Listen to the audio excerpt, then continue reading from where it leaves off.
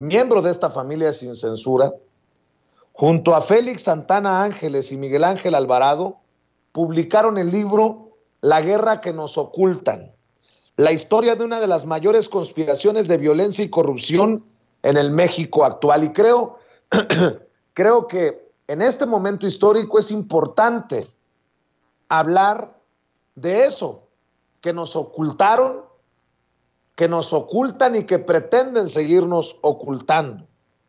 Me voy a permitir no le pedí permiso, debo de decir, pero con la generosidad de Paco Cruz, leerle un poco de lo que a mí me llama la atención en estas primeras páginas, porque se enfocan, por ejemplo, en el caso de Julio César Mondragón y la crónica de un suplicio, el caso del muchacho que fue encontrado desollado, al que le arrancaron el rostro y todo parece indicar que cuando estaba vivo.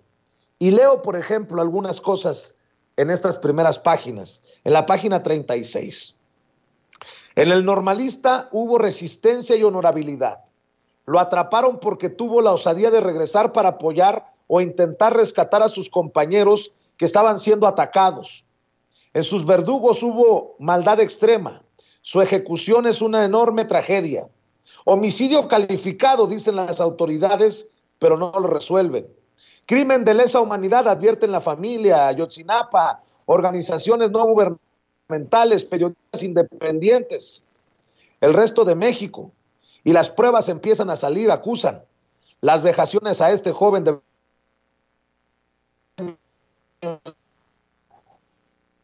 y medía 1,76 m. Resumen el nivel de barbarie que vive el país. Luego leo en la página 39. Y en este punto cabe una aclaración que sale del informe del prestigioso equipo argentino de antropólogos forenses, que tampoco validó la verdad de la Procuraduría General de la República sobre el fuego en el basurero de Cocula que habría consumido a los 43 normalistas. Cito: el cráneo de Julio César presentó múltiples fracturas realizadas con un instrumento rombo en la parte derecha, occipital y maxilar, destrozándole prácticamente todos los huesos de la cabeza.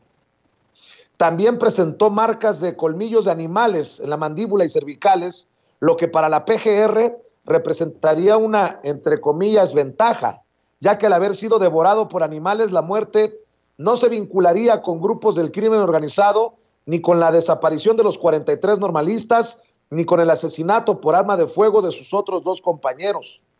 El grupo interdisciplinario de expertos independientes, en el centro de una campaña de persecución, amenazas y hasta de linchamiento en las páginas de algunos periódicos de la Ciudad de México, se iría del país advirtiendo que el gobierno federal carecía de interés para resolver la desaparición de los 43 estudiantes de Ayotzinapa.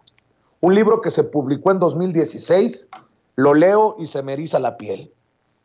Y para hablar de esta operación de Estado en tiempos de Peña Nieto para abajo, para tergiversar, ocultar, mentir sobre lo ocurrido a los 43 normalistas de Ayotzinapa, saludo al maestro Francisco Paco Cruz.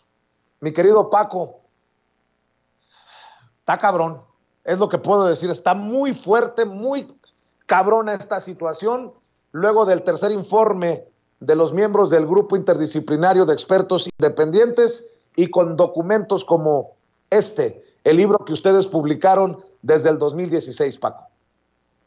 Pues mira, Vicente, el tercer informe del GIEI es verdaderamente como para hacer de la clase política de esa época, encabezada por Peña Nieto y por personajes como Jesús Murillo Caram o Miguel Ángel Osorio Chong, es para hacerlos el hazmerreír.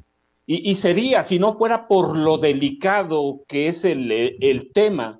Mira, vamos solo a ponerlo por partes. ¿Por qué hay bases y hay elementos, indicios y pruebas para afirmar que fue el Estado. Eso es lo primero.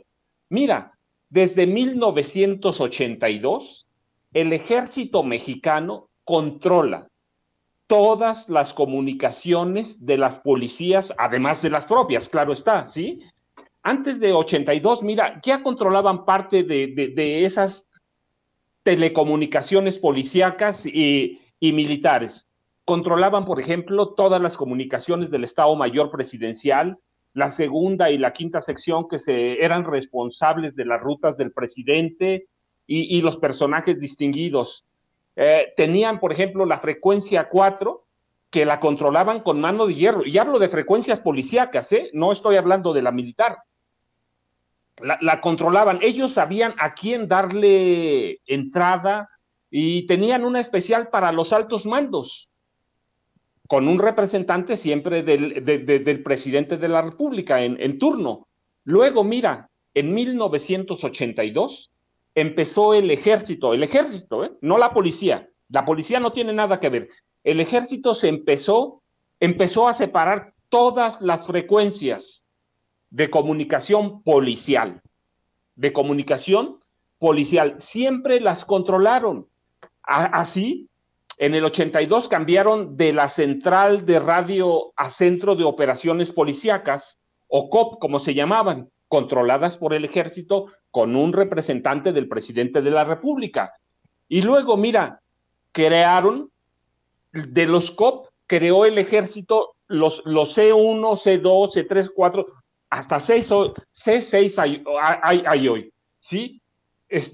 ¿Qué controlan?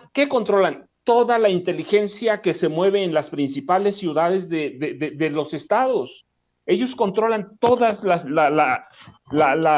lo que se mueve. Mira, son centros con la tecnología, centros de cómputo, calidad, comando y comunicación. En otras palabras, son los espías tecnológicos de las ciudades.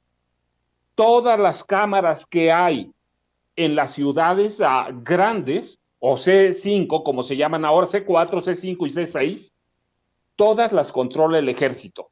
Todas a partir de 1982. Entonces, el día que desaparecieron, primero que cercaron, y luego que desaparecen a los estudiantes de Ayotzinapa, el libro, La guerra que nos ocultan, documenta con nombre y apellidos qué militares estaban en el C4 de Iguala. Y eso necesariamente primero lo tuvo que operar el mando del ejército, que era el capitán José Martínez Crespo. Él estaba a cargo de los grupos militares del 27 Batallón de Infantería que controlaban prácticamente a los estudiantes. ¿Y él quién es? Pues el capitán Martínez Crespo era parte de la inteligencia militar.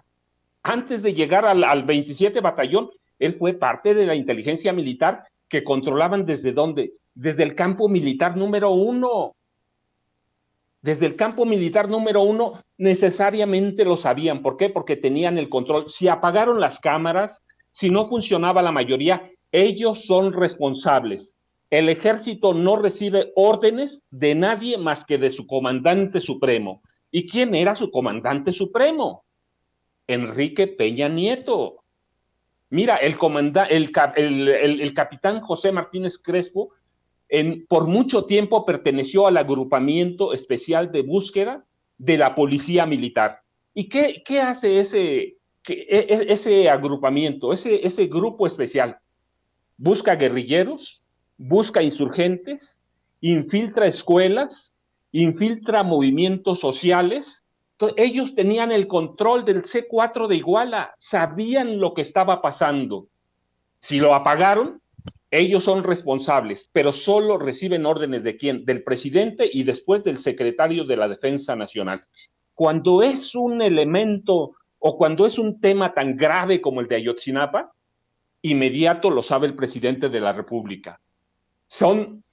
El capitán José Martínez Crespo era el responsable de entregar todos los partes militares a su superioridad. ¿Quién era? El responsable de la zona militar en el Chilpancingo, de ahí al secretario de la Defensa Nacional y al presidente de la República inmediato, porque tienen toda la tecnología para hacerlo. Tienen todo. Pero ¿qué pasó? Armaron una verdad histórica, armaron un caso, se lo vendieron, que no, bueno, es decir, se lo vendieron, es un decir, se lo entregaron a reporteros que son a modo, como Ciro Gómez Leiva, como Carlos Marín, Jorge Fernández, tú los conoces, y algunos analistas, y mira, todos, sin investigar nadie, todos compraron la versión del gobierno de Enrique Peña Nieto, y a estas alturas, negar quién es Enrique Peña Nieto, un tipo corrupto, ignorante, incapaz, pero represor, sería pues como tratar de vernos toda la ingenuidad. Después de eso, ellos compraron la participación del GIEI a través de la OEA, de la Organización de Estados Unidos. Lo que no le dijeron ni a la Organización de Estados Unidos ni a los investigadores del GIEI es que ese contrato llevaba letras chiquitas y esas letras chiquitas representaban que las investigaciones del GIEI iban a estar dirigidas siempre, ¿por quién? Por el Procurador General de la República y sus representantes, y este caso era Tomás Herón de Lucio, y que ellos los iban a llevar por donde quisieran. Es decir, la Procuraduría montó un teatro, un show, para que el GIEI, para que los 5 expertos del GIEI validaran la verdad histórica. Armaron el caso y luego llamaron a un equipo o aceptaron la participación y lo iban guiando, iban sembrando pruebas. No importa, los $2 millones que le dieron al grupo para sus gastos, pues era para guiarles la investigación, para que nadie dijera nada. Ya después saldría poco a poco con cuestiones que nunca investigaron aquellos periodistas, que hubo, mira, que hubo siembra de pruebas, tortura, secuestro, y luego empezaron a desaparecer los testigos, por muertes muy extrañas, pero empezaron a aparecer. Y luego aparecieron las hojas de las llamadas telefónicas de algunos estudiantes desaparecidos, como el de, o asesinados, como el de Julio César Mondragón Fontes, en el campo militar número 1. Un campo militar que desde el gobierno de Adolfo López Mateos, cuando se crea como una cárcel clandestina para presos políticos, y ahí aparecen las hojas de las llamadas. Y el otro organismo en el que aparecen hojas de llamadas, ¿cuál es? El CISEN de Peña, el CISEN que controló por años Genaro García Luna, y que en ese momento controlaba el secretario de Gobernación, Miguel Ángel Osorio Chong. Entonces montaron un teatro, montaron un show, ¿para qué? Para que las investigaciones independientes hicieran coincidir con la verdad histórica, o coincidieran con la verdad histórica. Fue un teatro, Paco, que debía ser el hazme reír, Vicente, pero es un tema delicado. Paco,